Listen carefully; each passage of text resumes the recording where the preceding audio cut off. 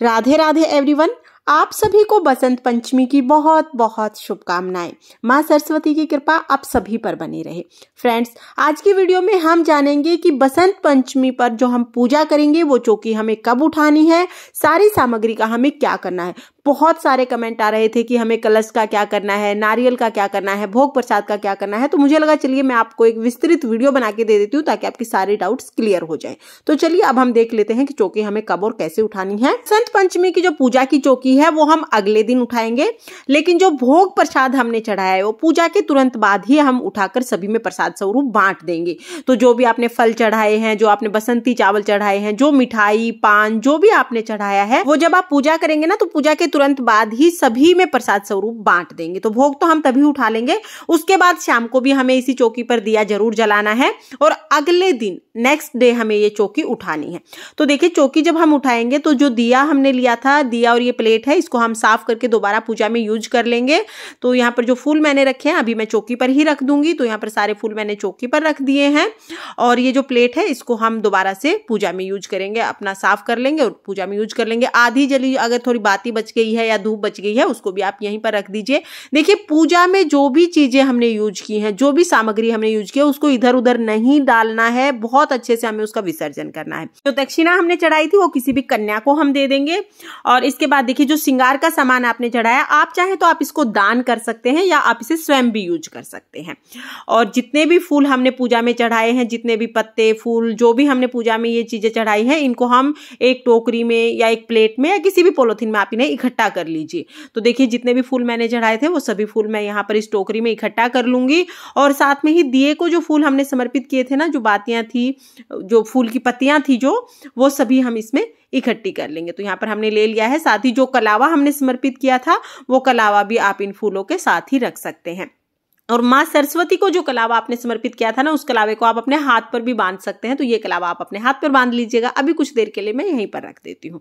तो इस तरह से हम ये कलावा हटा देंगे। इसके बाद देखिए जो भी पुस्तकें, जो किताबें, जो पेन पेंसिल आपने रखी थी चौकी पर, इनको आप उठा सकते हैं। अगर आपको इनकी जरूरत है तो इन्हें आप पूजा के बाद दिया जब शांत हो जाएगा तब भी उठा सकते हैं। इसके बाद घंटी को हम मंदिर में रख देंगे और गणेश जी को हम मंदिर में विराजमान कर देंगे। इसके बाद देखिए जो जनेऊ हमने लिया, अगर आपके घर में कोई जनेऊ पहनता है तो इसे पहन सकता है या जब आप मंदिर में जाएंगे तो पुजारी को दे आए। इसके बाद देखिए जो कलश का नारियल है, इस नारियल को तोड़ के आप प्रसाद स्वरूप घर में सभी को बांट सकते हैं या आप घर में कुछ भी इससे बनाकर प्रसाद के रूप में उसे खा सकते हैं। तो इसे हम प्रसाद के रूप में ग्रहण करेंगे। और जो चुन्नी है इसको आप अपने मंदिर में किसी भी देवी देवता को उड़ा सकते हैं। तो पूजा में यूज कर सकते हैं। अब हम कलश उठा लेते हैं। तो अब मैं बता देती हूँ कि कलश का हमें क्या करना है। तो सबसे पहले तो देखिए कलश के ऊपर जो चावल आपने रखे हैं इसे अभी हम चौकी पर ही रखेंगे, बाद में देखते हैं कि इनका क्या करेंगे। तो सारे चावल जो भी आपने पूजा में यूज किए हैं उन्हें आप अपनी चौकी पर ही रखेंगे। और जो प्लेट आपने ली थी उसे आप दोबारा यूज कर सकते हैं। साथ ही जो पत्ते हमने आम के लिए थे, आम के या अशोका के जो भी पत्ते आपने लिए हैं उन्हें फूलों के साथ ही अभी हम रख देंगे। बाद में इनका हम विसर्जन करेंगे। आप चाहें तो आप इनका भूमि विसर्जन कर सकते हैं, यानी थोड़ी सी मिट्टी हटाकर भूमि की उसके नीचे आप इसे दबा सकते हैं, ये खाद बन जाएगा। अगर कच्ची जगह नहीं है तो पेड़ों के जो गमले हैं आपके पास उनमें भी आप इन्हें रख सकते हैं, इनका खाद बन जाएगा। कुछ दिन के बाद ये गल जाएंगे, पेड़ पौधों के लिए अच्छा ही रहेगा ये खाद भी। और जो कलावे के छोटे छोटे टुकड़े आपने रखे हैं ना, वो भी आप इसी में डाल सकते हैं, क्योंकि कलावा ना कच्चा सूत होता है, ये गल जाता है कुछ दिन के बाद। तो इस तरह से हम ये जो फूल है इनको विसर्जित कर देंगे। जल जो है वो हम पौधों में डाल देंगे और आप पहले घर में सारे में छींटे लगा दें इस जल के, उसके बाद आप इस जल को पौधों में डाल दें। जल के अंदर से जो सुपारी और सिक्का निकलेगा उसे आप अपने पास ही रखें, किसी भी दूसरी पूजा में आप इनको यूज कर सकते हैं। तो इस तरह से हमें कलश उठाना है। आई होप कि आपको अच्छे से क्लियर हो गया होगा कि कलश की सभी चीजों का हमें क्या करना है। इसके बाद देखिए जो माँ सरस्वती को हमने चुनरी उड़ाई थी वो आप मंदिर में किसी भी देवी देवता को उड़ा सकते हैं। तो पूजा के लिए हम दोबारा मंदिर में अपने में यूज कर सकते हैं।